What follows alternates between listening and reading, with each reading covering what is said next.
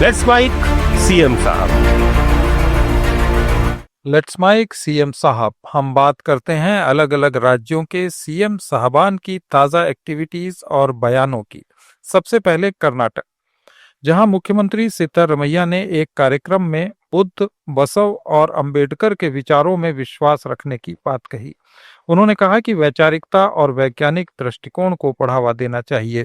सिद्धरमैया ने आग्रह किया कि साइंस पढ़ने वाले लोगों को अंधविश्वास और मूर्खतापूर्ण परंपराओं से बचना चाहिए। ನಾನು ಅಂಬೇಡ್ಕರ್ ವಾದದಲ್ಲಿ ನಂಬಿಕೆ ಇಟ್ಕೊಂಡಿರ್ತಕ್ಕಂಥ ಯಾರು ಏನೇ ಹೇಳಿ ಅಂಬೇಡ್ಕರ್ ವಾದದಲ್ಲಿ ನಂಬಿಕೆ ಇಟ್ಕೊಂಡಿರೋದು, ಬಸವಣ್ಣನವರ ವಿಚಾರದಲ್ಲಿ ನಂಬಿಕೆ ಇಟ್ಕೊಂಡಿದ್ದೆ, ಗೌತಮ ಬುದ್ಧನ ವಿಚಾರದಲ್ಲಿ ನಂಬಿಕೆ ಇಟ್ಕೊಂಡಿದ್ದೆ. ಇಷ್ಟೆಲ್ಲ ಬದಲಾವಣೆಗಳಾದರೂ ಕೂಡ ನಾವು ಇನ್ನೂ ಎಲ್ಲರೂ ವಿದ್ಯಾವಂತರನ್ನ ಮಾಡಕ್ಕಾಗಿಲ್ಲ. ಮತ್ತೆ ವಿದ್ಯಾವಂತರ ಎಜುಕೇಶನ್ ಸಿಕ್ಕಿರೋರು ಕೂಡ ವೈಚಾರಿಕ ಮನೋಭಾವ, ವೈಜ್ಞಾನಿಕ ಮನೋಭಾವ ತಳ್ಕೊಂಡಿಲ್ಲ. ವೈಚಾರಿಕತೆ, ವೈಜ್ಞಾನಿಕತೆ ಇದು ಬೆಳಿಬೇಕು. ಇದು ಬೆಳೀದೇ ಹೋದರೆ ನಾವು ಮತ್ತೆ ಮೌಢ್ಯಗಳು, ಕಂದಾಚಾರಗಳು ಇವಕ್ಕೆ ಗುಲಾಮರಾಗ್ಬಿಡ್ತೀವಿ.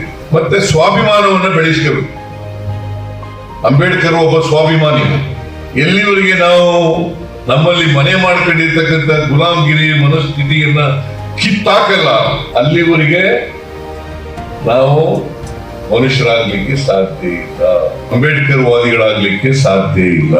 ನಮ್ಮ ಸವಾಸ ಹೆಂಗಿರ್ಬೇಕಪ್ಪ ಅಂತಂದ್ರೆ, ಯಾರು ಸಮಾಜ ಬದಲಾವಣೆಯ ಪರವಾಗಿದ್ದಾರೆ ಅವ್ರ ಪರವಾಗಿ ನಿಲ್ಬೇಕು. ಯಾರು ಸಮಾಜ ಪರಿವಾರ ಬದಲಾವಣೆಗೆ ವಿರುದ್ಧ ಇದ್ದಾರೆ ಅವ್ರ ಜೊತೆ ಇರಬಾರ್ದು. ಇದನ್ನ ಪ್ರತಿಯೊಬ್ಬರು ಕೂಡ ಬೆಳೆಸ್ಕೋಬೇಕು ಅಂತ ಹೇಳಿ ನಾನು ಹೇಳಲಿಕ್ಕೆ ಬಯಸ್ತೇನೆ. ನಾನು ಯಾಕೆ ಈ ಮಾತುಗಳನ್ನ ಹೇಳಿದೆ ಅಂತಂದ್ರೆ, ವೈಚಾರಿಕತೆ, ವೈಜ್ಞಾನಿಕತೆ ಬೆಳೆದಿಲ್ಲ ಅಂತಂದ್ರೆ.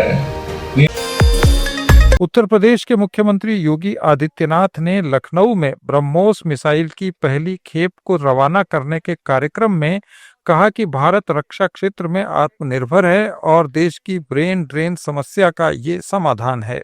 उन्होंने कहा कि उच्च तकनीकी निवेश जैसे कि पीटीसी इंडस्ट्रीज का 1000 करोड़ रुपए का निवेश डिफेंस रिक्वायरमेंट्स को पूरा कर रहा है। लखनऊ में ब्रह्मोस के साथ ही यहां पर पीटीसी इंडस्ट्रीज ने अपने स्ट्रेटेजिक मटेरियल टेक्नोलॉजी कॉम्प्लेक्स के लिए जो 50 एकड़ लैंड ली थी और उसमें 1000 करोड़ रुपए की अपने इन्वेस्टमेंट के साथ ये लोग आगे बढ़े थे।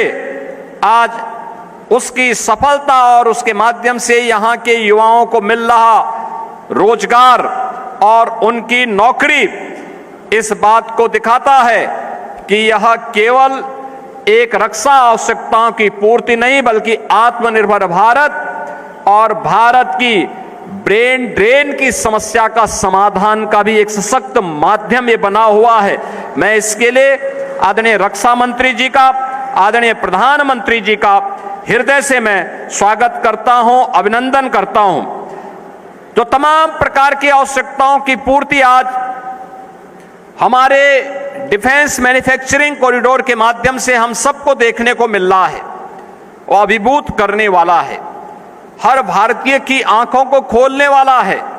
हर भारतीय नागरिक को गौरव की अनुभूति कराने वाला है और गौरव की अनुभूति कराने का यह क्षण आज पीटीसी इंडस्ट्रीज में भी हम सबको देखने को मिल रहा है।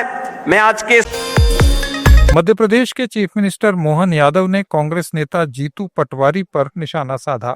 उन्होंने कहा कि कांग्रेस के नेता सोयाबीन की बात करते हैं लेकिन बोरा गेहूं का उठाकर लाते हैं। इन्हें सोयाबीन और गेहूं का अंतर तक नहीं पता।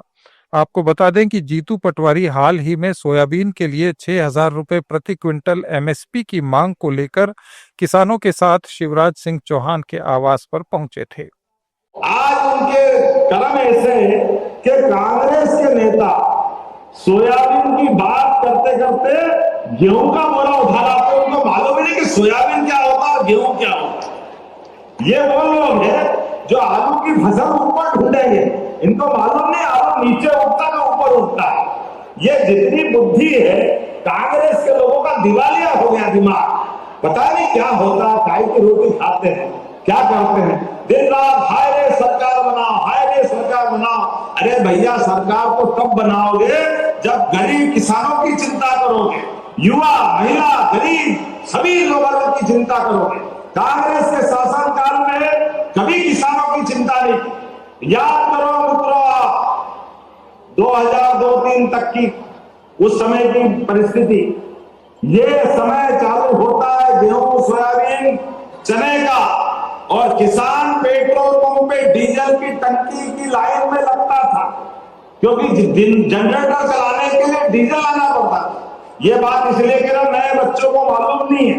उस सरकार के समय बिजली के तार पकड़ के लोग करंट में महसूस करते थे कि ये जीरो का है कि क्या है।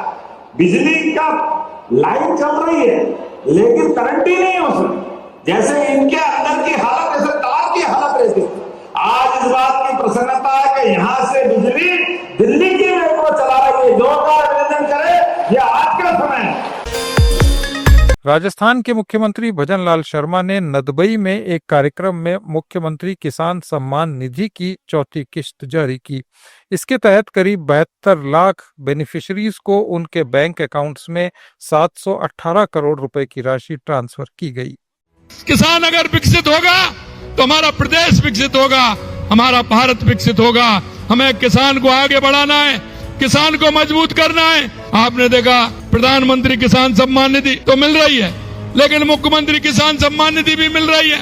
हमने कहा था कि हम इस सम्मान निधि को बढ़ाएंगे, और आज हम कह सकते हैं कि 6,000 से 9,000 रुपए हमने राजस्थान के अंदर किसान को सम्मान निधि के 6,000 रुपए प्रधानमंत्री जी देते हैं, और 3,000 रुपए हमारे राज्य से देने का काम हम करते हैं। हरियाणा के मुख्यमंत्री नायब सैनी ने बिहार के कटिहार जिले में बीजेपी उम्मीदवारों के समर्थन में चुनावी सभा को संबोधित किया। उन्होंने कहा कि बिहार की जनता का उत्साह इस बात का संकेत है कि हर बूथ पर कमल खिलेगा। नायब सैनी ने कहा कि एनडीए की सरकार फिर सत्ता में आएगी और बिहार विकास के नए अध्याय लिखेगा। दिल्ली के कर्तव्य पथ पर पहली बार दीपोत्सव मनाया गया। 1,51,000 दीपकों की रोशनी से शहर जगमगा उठा। मुख्यमंत्री रेखा गुप्ता ने इस कार्यक्रम को आजादी के बाद का पहला बड़ा दीपोत्सव बताया। उन्होंने कहा कि यह हमारी सांस्कृतिक जागृति है, जो हिंदू त्योहारों की पुनरुद्धार और आत्मगौरव की प्रतीक है।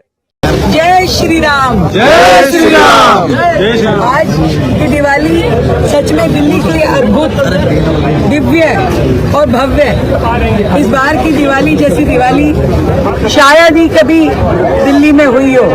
हमारी पूरी कोशिश है, पूरा विश्वास है कि इस बार का त्यौहार हर एक व्यक्ति के लिए बहुत ही संपूर्ण खुशी देने वाला हो। आज ये लाखों दिए जब यहाँ कर्तव्य पथ पे जलाए जा रहे हैं, तो इसका मतलब यही है कि एक एक दिया हमें सेवा का, कर्तव्य का और अपने काम के प्रति अपनी निष्ठा का संज्ञान देता है, प्रेरणा देता है।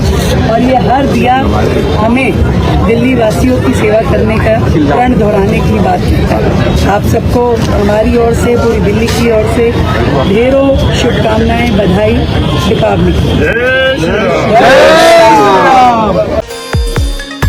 ये थे आज के कुछ मुख्यमंत्रियों की ये थी आज के मुख्यमंत्रियों की कुछ एक्टिविटीज। अपडेट्स के लिए जुड़े रहिए लेट्स माइक के साथ।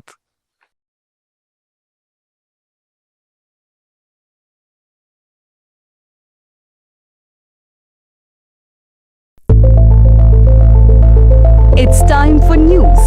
It's time for more than radio. Presenting the first radio news app, Let's Mic.